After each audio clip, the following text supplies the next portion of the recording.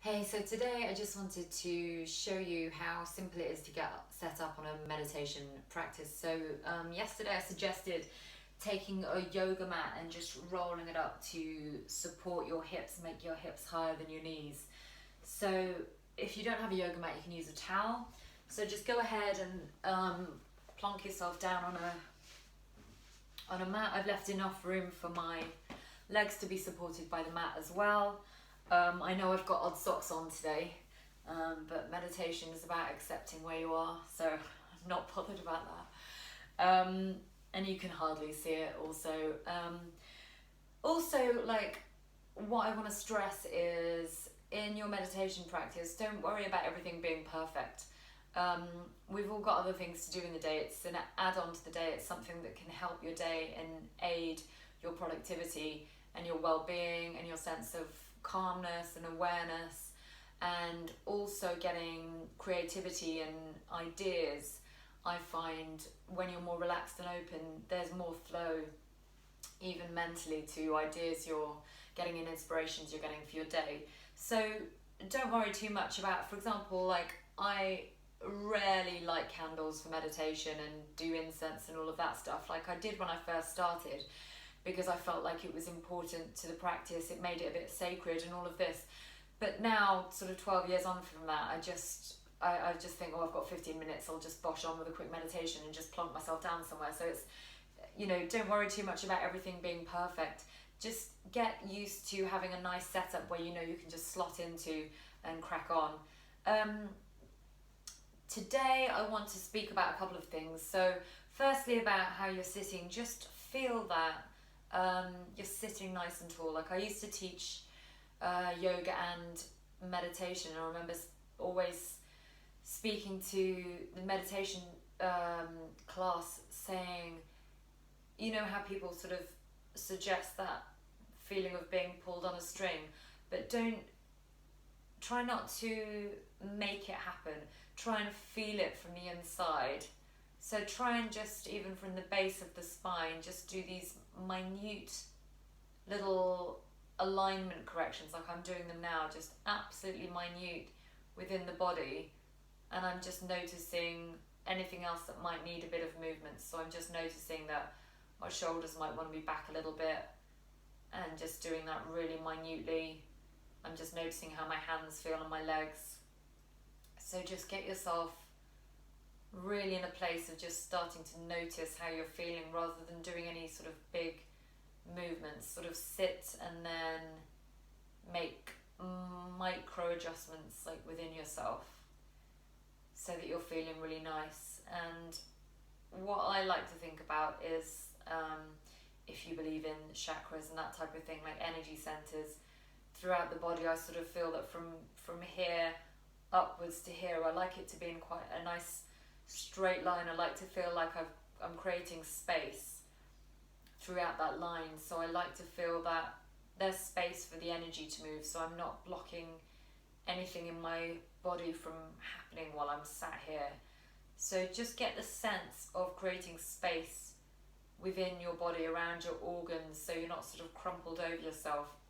I did a 10-day Vipassana, which for those who know is that it's like 10 hours a day, intense meditation, hardcore retreat, which was like the alarm goes off at sort of 4:15 in the morning. You've got to be in the hall by 4:30. It was a interesting one to do, but we didn't have anything. We couldn't sit on anything. So I just remember my back hurting like crazy for the first like 2 days of 10 hours a day meditation, and then after that it got so strong.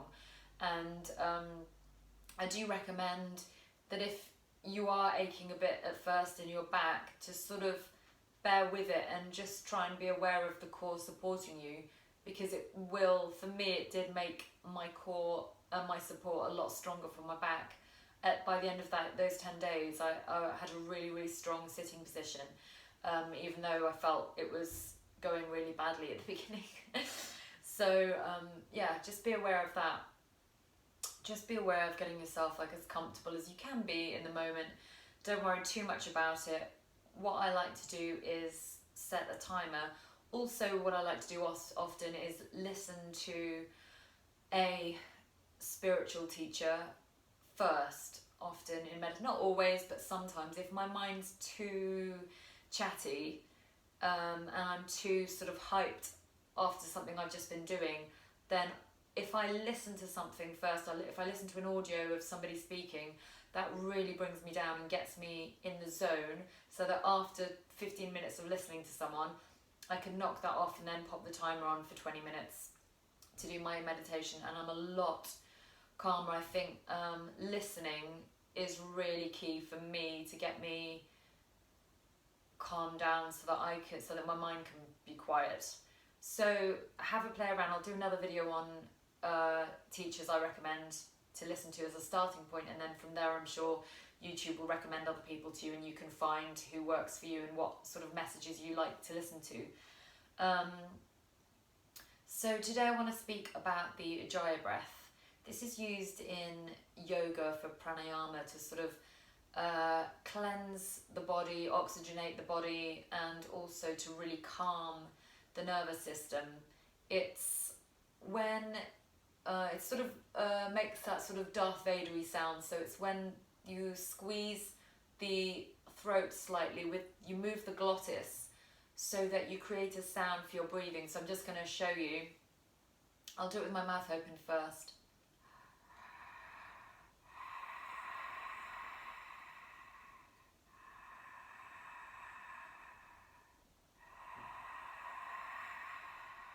So just have a play with that, squeezing the throat together to see if you make that sound. Some people call it the ocean breath or the ocean sound, because that can be how it sounds. In meditation, you really want to do it through your nose, so with your mouth closed. What I would say as well, it does change your blood pressure. It can lower your blood pressure. So if you've got blood pressure stuff going on, just be careful how you don't stand up super fast afterwards. Just take it easy on the mat for a bit and bring yourself back into your normal breath, and have a bit of a stretch before you stand up. Make sure that your head is on properly and you're not spinning out too much, and you're not going to collapse when you stand up. So yeah, just get in a nice comfortable position and just start to close your eyes. Just go into your normal breathing. And then this is just a way to use the breath to focus during a meditation. So it just takes the focus off your mind. It puts it in the body.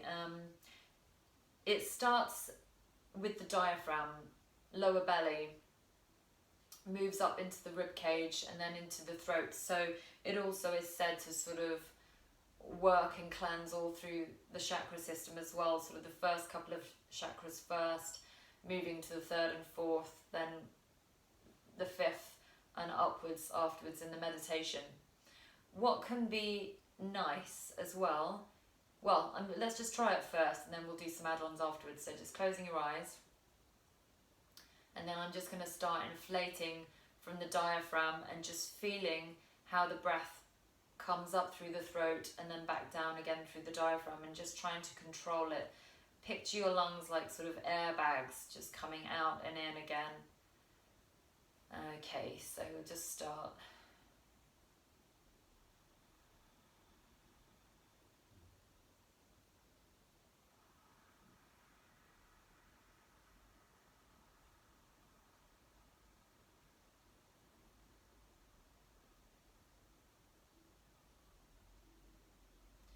Now I don't know if you can hear that well enough, but I'm making each breath quite long.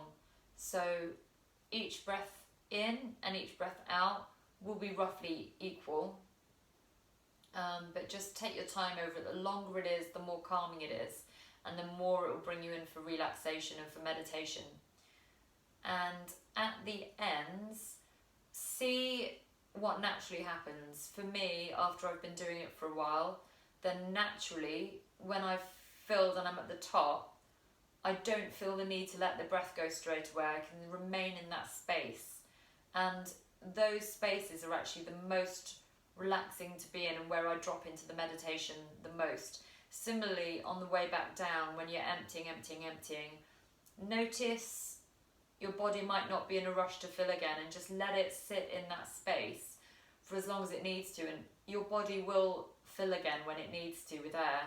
But this is the gap that a lot of people talk about, where you're sat with really nothing happening. It's my favourite part, where there's no air coming or going. You're just in this space between it, and that's really, really lush for me. So let's have another go together. Hopefully you can hear me a little bit, but if not, just do your own and notice where you're at with it.